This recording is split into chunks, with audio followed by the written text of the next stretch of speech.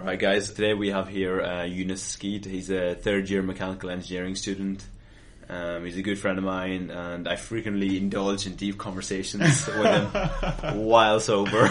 Distracts me from all the work I'm supposed to be doing, jeopardising my degree at the minute. But he does mixed martial arts with the Bristol Uni Society with me, and a whole host of other things which we might get into towards the end of the podcast.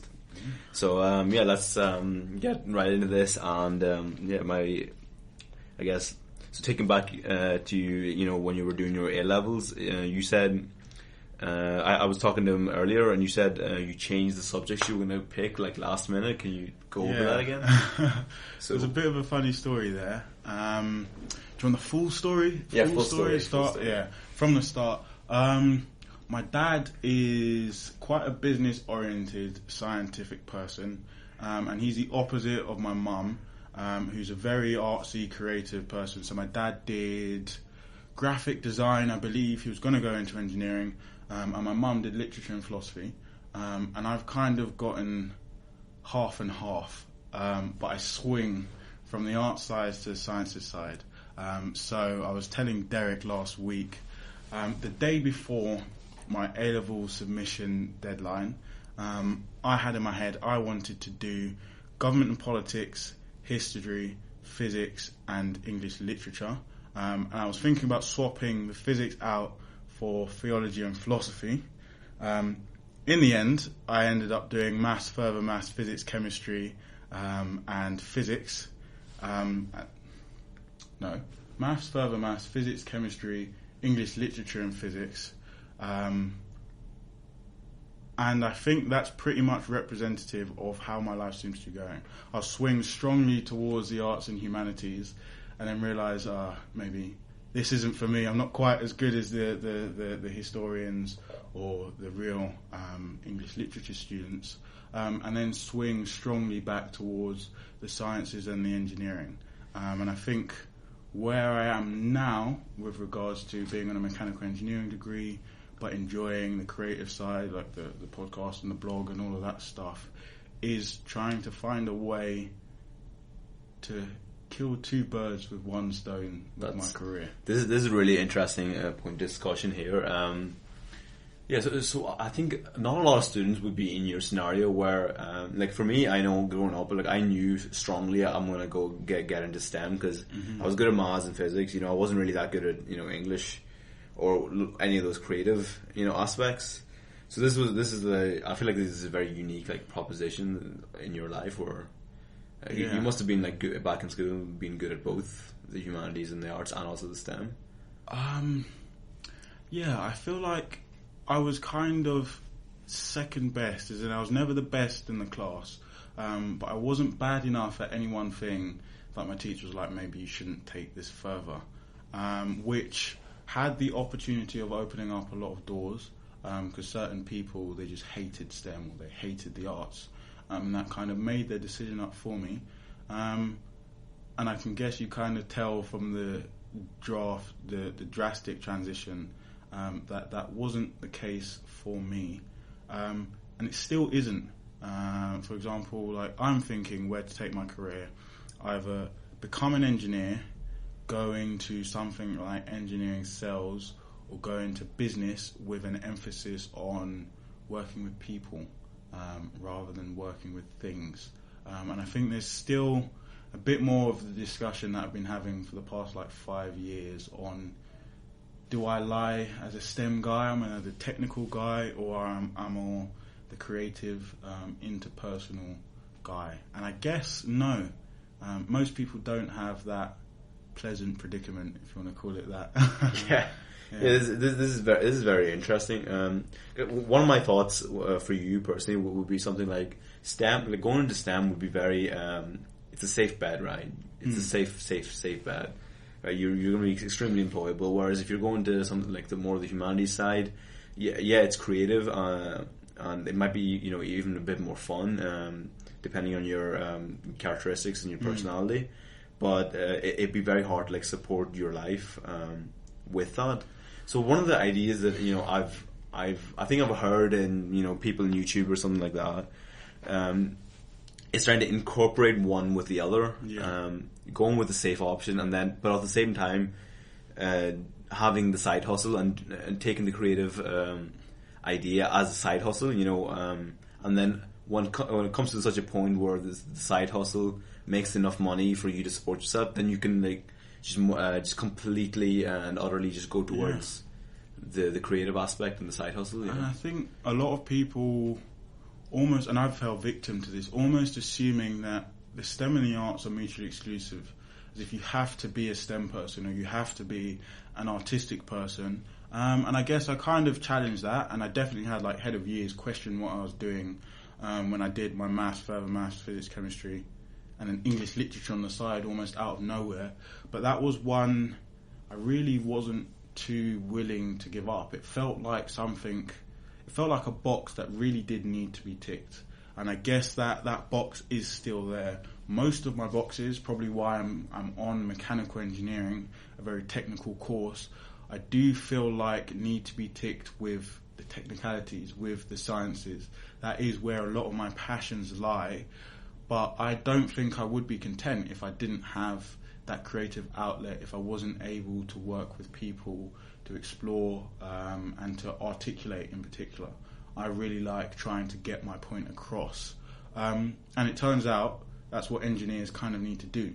It's all very well and good if you can produce this product, if you can analyze the systems.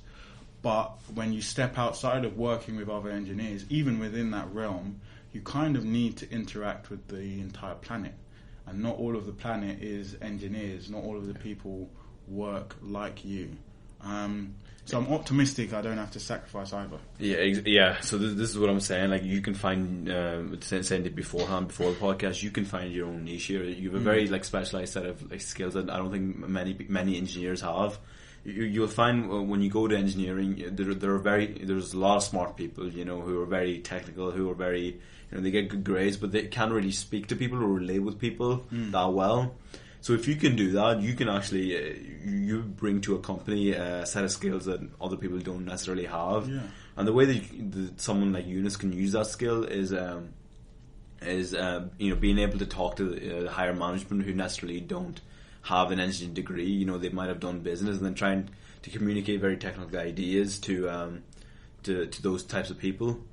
I've actually found, as you're sort of talking about possessing this like semi-unique set of skills, and then if I take that back to not quite being the best at the sciences or the best at the humanities, there's really utility in every way you can be, in every combination of where your powers lie, and sort of thinking back to people, myself included, questioning whether or not doing English literature would be of benefit to me if I'm looking to go down engineering, because for most of my A-levels I was, right then I've done maths and further maths, and then I've done chemistry on the side. Engineering seemed like the natural progression, and I'd actually say out of the A-levels that I've done so far, English literature has been by far the most useful for engineering as well. Really? Just in a sense that what I'm grateful for studying engineering is the problem-solving mindset. People have said it for a while. As an engineer, part of your employability comes from being able to identify problems and identify systems and provide solutions to that. I've found, for me, I've almost created like my own definition of engineering, and that's less rigidly scientific, and it's more just becoming attuned to the needs and wants of those around you and adding value in your solution to that. And for me, that sounds like a very human-facing role. If I'm an engineer, I'm producing products for people to use to better their life. And I kind of need to understand people. And the way I do that is through my communications. And that's writing, and that's speaking. And those are the sorts of things that I spent most of my time focusing on in English.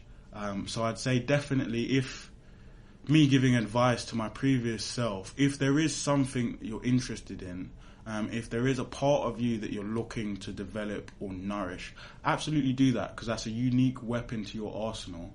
And you don't need to be the best scientist to go into engineering, or the best English student to go into more creative fields. There is a space for you that will sit well with where your unique set of powers lie.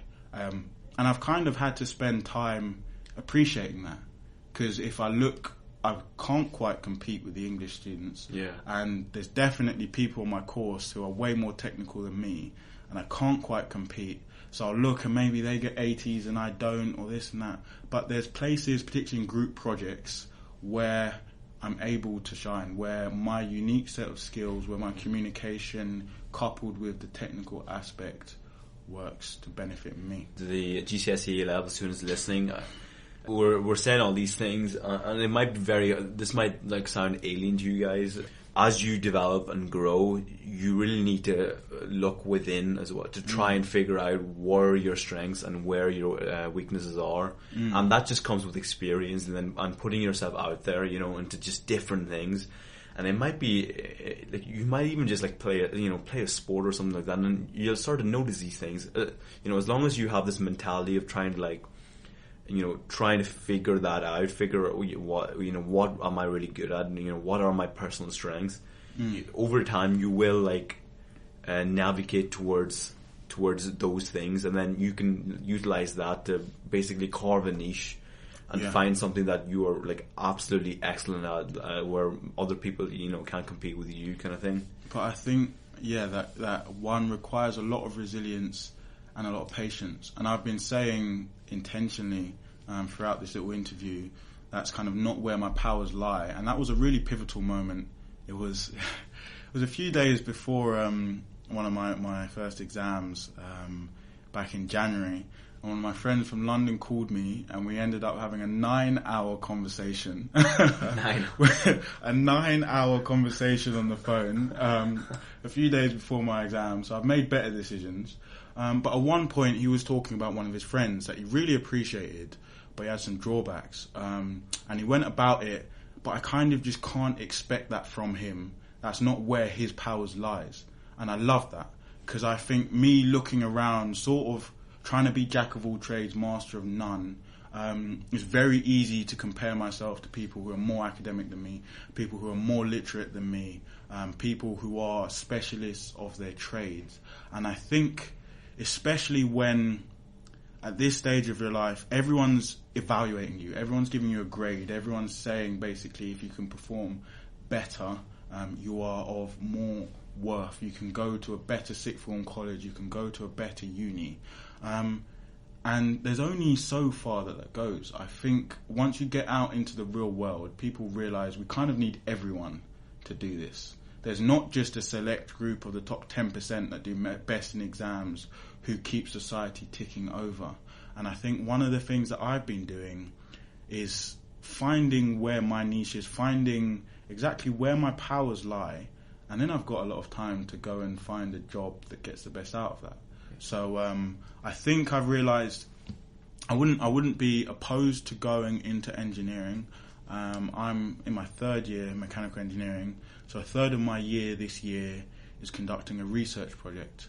And I reached out to a company near me to do that with, and I really like the company, but sort of getting into the nitty-gritty, I kind of realised I can do this, not quite as good as some of the people in my course. I can do it, but it's not ticking the boxes in the way that I want. And I sort of pivoted from thinking maybe I'll become a mechanical engineer to maybe I'll go into engineering sales, because that's where I can utilise the communication and negotiations, and I'm going to be interfacing from the technical, speaking to the specialists before you go on, business people and stuff like that. Yeah. You say engineering sales. Can you explain more of that, exactly what that is? Engineering sales. If the engineers produce the products, there needs to be someone that delivers the products to the customer. I see. And oversees that interaction and make sure that you're kind of tailoring the product to the customer in the best way. So a lot of times this happens with software companies. Say, for example, the university uses Blackboard. I know my school used Blackboard. The university will have a load of requirements. We want to be able to put lecture slides up there. We want to be able to do this and that. So Blackboard for us is it's a website where we go and see our modules, see our marks, and just things like that, and university news and things like that. And the role of a software engineer would play is maybe the company's identified this as a potential customer. You can go over to them, have a nice chat. That's what I like to do. Have a nice chat, figure out, okay, what is it that this client needs? What is the technical capabilities of my organization and my product? And then I'll relay that back to more technical people. So I kind of need to understand the technicalities to tell the technical people what to do, when and how, but I also get to spend almost the majority of my time in a more human-facing role. And I've been exploring that alongside mechanical engineering, alongside things entirely less technical. But I think that took looking around and thinking I'm not the most technical person out there, and I can't quite compete with people on like English literature or marketing degrees. But there are stuff out there, if I search hard enough, that wants exactly what I am. And that was incredibly reassuring for me, I think. That's awesome. So everybody has like some innate skills that, due to their genes or due to their environment, that they'll naturally have a tendency to go towards. Naturally, they have a tendency to just be better at. But it's you also have to be willing to cultivate those skills and try and put some effort into growing that skill set and that asset of yours. So that's the other side of it. Because I've also been contemplating sort of turning your weaknesses into strengths versus doubling down on those strengths. Because I've realised like not everyone can run 100 metres in 10 seconds, and it doesn't matter how hard you try, you're not quite got the same genes as Usain Bolt. But it doesn't mean your 20 seconds 100 metres is necessarily satisfactory. So it's sort of, I remember I've got an awful memory, and I was very bad at German. Similarly, I was very bad at statistics and maths, and I worked really hard on those, and those ended up being two of my best exams. And as I've gone further down the line, it's a bit harder to turn your weaknesses into your absolute strengths. But I'm exploring, okay then, rather than maybe trying to change everything and flip it on its head, as I still try to do, why can't I try and be the person I kind of am, and to the best of my abilities, and to really hone in on roles, and I'm discovering that at the moment, which are suited to me, because not every engineer is the most technical. Not every engineer just loves calculators and numerical methods. I love doing calculus in a spare time. Yeah, some of us really do like the more overview, the more managerial roles, and the more human-facing roles. So obviously my entire degree is about teasing that and refining that technicality. But there are other domains in which I can compete, and I kind of need to respect my best interests and try and strengthen those as well. Yeah, so here is a guy that he's done a mechanical engineering degree, but he doesn't necessarily wants to go into the engineering field. Would you say that would you first of all, would you say that you regret doing engineering? Looking back, would you do another degree? No. I still don't think there's any degree I could have done. I considered everything. I considered philosophy, I considered English literature, I considered physics with philosophy, I considered physics, and I almost thought I'd find physics more interesting, but I kind of wanted that pragmatism. I like seeing the fruits of my labour, and I think engineering is one of the best degrees if you like to see, okay, I was able to apply myself to this, and immediately this is what it means, this is what I can do with it. And I enjoyed, first year was quite theoretical, second year became more practical. I enjoyed how the latter years of my degree have been literally learning stuff in the morning and then going and doing a coursework and seeing how that directly applies and seeing the products and the insights that I can produce from that knowledge. And I really like that. I think that's one of my strongest assets at this point, is identifying, okay, based on what I know, what can I do with that? And again, how can that be of value to people around me? And I really do think that's a skill set and acumen developed by engineering better than any other degree. I'm really glad that you said that, because Steve Jobs, he had a quote. He said, "You can never connect the dots looking forward. You can only connect the dots looking back." And what he meant by that, before he dropped out of college, I think he was starting his company. I don't think he liked his course, but what he did was he flunked out his actual modules, and he attended this handwriting course. This calligraphy, I think that's what it's called. Years later, when he was making his Mac product, he used the knowledge that he gained in calligraphy to make the words on his first Mac. Definitely. Which I think something like that is going to happen to you. I wouldn't mind being Steve Jobs. Yeah, I wouldn't mind that at all.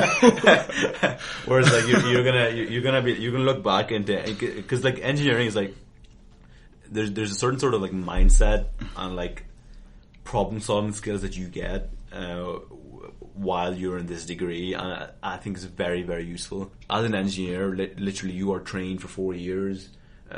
If you're doing maths at school, it's the same thing, to see a problem and try to see the solution for it. Break it down into fundamental principles. Okay, what's actually going on? What are the laws in application here? And then thinking, based on what I know and these principles, how can I solve that problem? And I've found personally, the method you go through trying to get 12 marks in an exam for your maths is the same as the methods that I'm going to when I'm speaking to people. And one of the reasons why I think engineering has been so valuable for me is because I use it all day, every day. I use it in friendships. I use it in interpersonal relations. I use it in business endeavours. It's kind of looking and observing and thinking, okay, what's going on at surface level, underneath the surface, and based on what I can do, what value can I bring? What new insights can I bring? And I've found, definitely looking to calligraphy helping Steve Jobs instead of his degree. There's almost no such thing as useless knowledge. There's definitely excess knowledge. You can make the knowledge useless if you don't implement it in the same way, if you don't apply it in the right way. But again, thinking back to why on earth was I doing English literature if I wanted to become an engineering student? You can find in a way to apply it to be benefit to your career, to be benefit to you, and definitely to be of benefit to your life. So I really do just get behind this whole moral of if you want to be Steve Jobs, do calligraphy. Do something that gives you a unique perspective. Exactly. Because you're being trained. I don't want this almost to sound negative, but when you engage with engineering, you're coming off of the same sort of path and thought patterns as the other 120 people in your cohort, and that doesn't seem very human to me. I'm not like the other 120 people in my cohort. So for me, it's been important to then look at what are the other boxes that I want to tick, and definitely see as much value in ticking that alongside developing academically. And I remember my mum saying consistently when I was younger, I had bad handwriting initially, about presentation, about even if you're doing rubbish work, obviously I was never trying to do rubbish work, present it well. Because the first thing people will do is look at it and make that initial assumption before they read the essay. They want to see it presented well. And stuff like that, you may think, how does that have benefit to an engineer? How does that have benefit to me? It's just my handwriting and everyone can read it anyway. I've found taking pride in my appearance and the way I do things in every way, even Derek complimenting me on my outfit. every time. Bro, this guy dresses so well, it's ridiculous. But yeah, that came from some potentially useless knowledge that wasn't going to help me better my aspirations of getting an A star or becoming an engineer. But just that pride in my appearance and how I go about things, I'd say means, in a lot of senses, I'm just instantly taken more seriously. And that couldn't be of more benefit to me when I'm trying to communicate my ideas and I'm trying to progress through life. Yeah. So if you want to be Steve Jobs, do some calligraphy. What are some of the things that you do outside of engineering then? apart from mixed martial arts. Yeah, we can talk about this. I don't actually like talking about stuff like this. I don't know. Yes. So at the moment, what my weeks look like is I spend Mondays and Tuesdays doing engineering work. I spend Wednesdays doing business stuff. I spend Thursdays and Fridays doing engineering work. Saturdays doing MMA and business stuff. And then I do absolutely nothing on Sundays and rest and recuperate. And that came off the back of last year trying to grapple with a lot of work to do and finding myself again not quite having ticked all of those boxes. It was great that I was stimulated by my engineering degree, but I wanted something more. So I tried to block off entire days to make sure that my week reflected my constitution, not just an engineer, but I had other stuff going on. So this morning, I was working on a little sort of business startup that I'm pursuing, and that's in the transport industry. It's looking at transport intelligence. So basically, you analyze what is going on the national scale with your transport networks, and use that insight to better and optimize these networks. And again, for me, that was pulling in a lot of the systems analysis, a lot of the engineering stuff, but within that project, I have the least technical role possible. I'm telling people what to do, when, where, why, and how, and I don't have to touch a single equation or a single line of code, but I like surrounding myself in that environment. So that's what I was doing this morning. It was funny, Derek actually asked me to be on a podcast, because I also run a podcast in which I talk about personal development, and that has been one of the most cathartic experiences I've had, because I get to tick the sort of technological box all day and then just enter a completely different headspace, and chat to people as I enjoy doing, and again sort of thinking, how does speaking about personal development help me be an engineer? Spending that much time sort of focusing on myself and trying to understand what's going on with me for my own interest, not because I want to get high grades, not because I'm seeking career progression, generally just because I kind of have to live with the person that I am. So it makes sense if I could understand that person has benefited me greatly. Yeah. So those are the two main things alongside MMA that I like to do with my career, with my time. Yeah. Cool. Does require a lot of time management. It does require a lot of time management. And I've spent a lot of time kind of thinking, am I stretching myself too thin? Should I be doing this? Should not? For example, even just last week, as I said before, a third of my year this year is a research project that I'm doing with a company. And I'm not a coder by any stretch, and I got onto the heavy coding part of my course, of my project, and it's kind of like, maybe I've bitten off more time than I can more than I can chew. Maybe I need to cut out my Wednesdays and my Saturdays and spend more time doing engineering. And in the end, I was having a conversation with a friend about this, and she was like saying maybe sacrifices need to be made.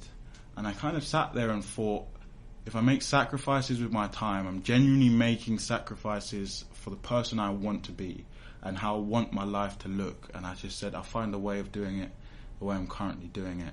And that's more just, I want to make sure that I'm growing in several different directions because it gives me fulfillment doing so. So I take the stuff that I do outside of my degree just as seriously as the stuff that I do in my degree, to make sure that that's happening. If you're talking to someone out there maybe who are not really sure that they want to do engineering, but they're good at maths and things like that, and who like have aspirations to start a business or maybe, I don't know, basically start a business, go into apprenticeship, do you have any advice for them? What would you say? With regards to finding your path? In terms of, I'm not too sure. I don't have enough experiences to make a good judgment call. I think I'm just going to go to university because, that's what everyone else is doing. Any sort of advice for that kid there? who's like not sure exactly what to do, it might be go to university, do engineering, or it might be go and do an apprenticeship or start your own business. Because for him, it wouldn't really make sense if he knows for sure to go to university and pay $9,000 a year. But at the same time, it's kind of scary not to do that, because everyone else is going to university and like you're starting a business. You're only 18. What do you know? What would you say your experiences are relating to your own life? Relating to my own life. In terms of, did you know like you were gonna I don't know, like be on this path of self-discovery and like start? 100%. I had no idea. Basically, that any of the things that happened once I came to uni would happen. I knew that uni was what I wanted to do. By the time it came round to it, I was pretty set on engineering. So I feel like I'm almost not the person to give the best advice from experience about what to do if you're unsure of that path. What I would say though is there's no need to rush. Genuinely, there's no need to rush. What I've said to friends who have been unsure about going to uni, not going to uni, whether you're taking a year out or pursuing, as you said, apprenticeships or going straight into work, there really is no need to rush at all. You have so much time ahead of you. And it's easy to look around and think, everyone's on that train, everyone's progressing, everyone's doing something, I'm not. But as we were saying earlier, there's no useless information, there's no useless knowledge. Exactly. And I think if you stay in that mindset of staying stimulated, that's one thing I think that's very important, especially for me. Staying stimulated and applying yourself to understanding yourself and understanding what's going on around you, it may not be beneficial to you becoming the engineer you wanted to be, but your loyalties aren't towards the engineer you wanted to be. Your loyalties are towards yourself. And if you can stay on that path of growth, if it looks like going to uni, do it. If it looks like taking a year out, do it. But then again, I had quite supportive parents. I think they knew I wanted to go to uni, and I don't think they would have had huge objections to me saying, maybe I don't, but I know that's completely different. The last person I'm thinking back to, a family friend, their parents are really on them to go to uni, and I was just saying, you have a lot of time. Just make sure what you're doing, not necessarily you're doing it with absolute conviction, because sometimes you don't know and you just need to try, but you're doing it for yourself, and you're doing it with the right mindset, because again, it doesn't want to be bleak, but you can waste just as much time at uni as you can if you didn't have a job or you weren't going somewhere, if this information and these lessons that you're learning are going in one ear and out the other because your heart's not there. So that's my advice, if I answer your question well enough. Yeah, no, it's all perspectives are good perspectives to listen to, and individuals can take what they want to hear at that time. One thing I would like to add to that is, if you're not sure, you are paying £9,000 a year. But the thing is, if you go to university, so many opportunities open up. It's ridiculous, and the number of people that you meet is just absolutely ridiculous. And also, it's the type of people that you'll never ever be able to meet otherwise. If you say, because for me myself, I am from a small town, and people that I've met in university, or for people like some people I've had in this podcast from Malaysia, Europe, South America, older people, younger people, 32-year-olds coming back to university to get their masters because they only had their bachelors, and it's honestly, the opportunities are endless, and it's not, you don't have to know for certain, all right, at 18 that if you want to go to university and if you want to do like a STEM subject. But that said, I would also say, I know that I said all that, but I would also like to add, it's good to choose like a safer option, and to choose a safer option, like a safer option, in terms of, because I feel like going to universities would be a safer option, but if you have like other passions, do it as a side hustle first, right? And once you know for sure, no, this is something that I really want to do, like the side hustle, I mean, and once you get to the point where you can actually support yourself and provide, make enough money with that side hustle, then you can push all your energy into that, into your side hustle. In my opinion, that is my opinion, by the way. I know other people that I listen to in YouTube, like Arnold Schwarzenegger, he says completely different thing. But yeah, that's my advice. I think that might be a good place to end on, unless you want to add something to it. No, I feel like we've touched on a lot of bases. A lot of different topics. And it's been enjoyable. Yeah. So thank you for having me on. No worries. Well, thank you for coming on. I'll see you in the next episode, guys.